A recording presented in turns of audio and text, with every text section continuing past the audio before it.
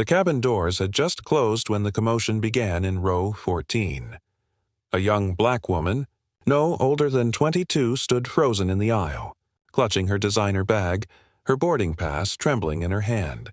Passengers nearby exchanged uneasy glances as she softly repeated, "That's my seat." "Excuse me, sir, but you're in my seat." The man occupying it, a well-dressed white passenger in his 50s, didn't even glance up from his phone. With an air of entitlement, he waved her off. "I'm not moving. Find another one. I like the aisle." His tone was sharp, dismissive, and final. The girl didn't argue. She lowered her gaze, her voice barely audible. "But it's my seat. I paid for it." The flight attendant hurried over, her practiced smile faltering as she assessed the tension. "Sir, this young lady is assigned to this seat. May I see your boarding pass?"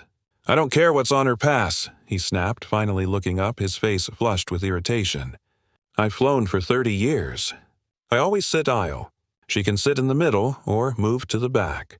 "Don't waste my time," whispers rippled through the rows. A few passengers shifted uncomfortably. Others shook their heads. The young woman's eyes glistened, but she stood her ground with quiet dignity. She wasn't just any passenger. Though no one knew it yet, she was the daughter of one of the wealthiest black entrepreneurs in America, a self-made billionaire whose name was whispered with reverence in boardrooms. But in this moment, none of that mattered. Here, in this narrow metal tube, she was just another young black woman being told she didn't belong where she rightfully was.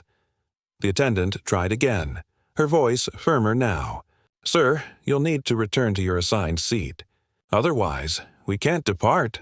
The man smirked, leaning back, arms crossed. "Then don't depart." "I'm not moving."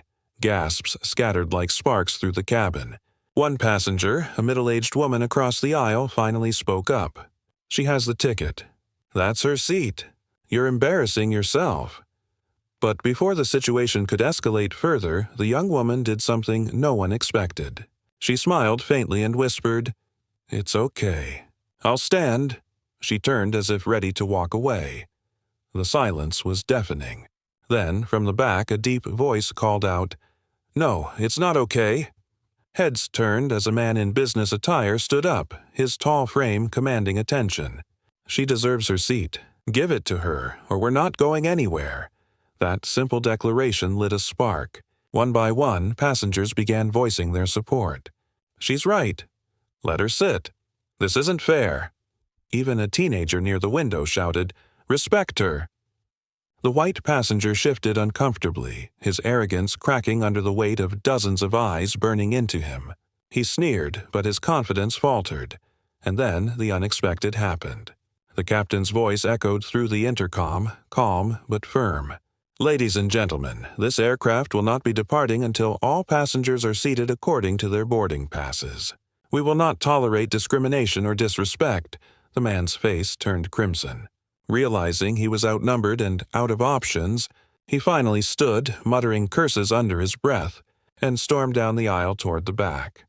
The young woman hesitated, still shaken, until the same business traveler gently gestured to the now vacant seat. "It's yours. Sit." His kindness steadied her trembling hands as she lowered herself into the seat that was hers all along.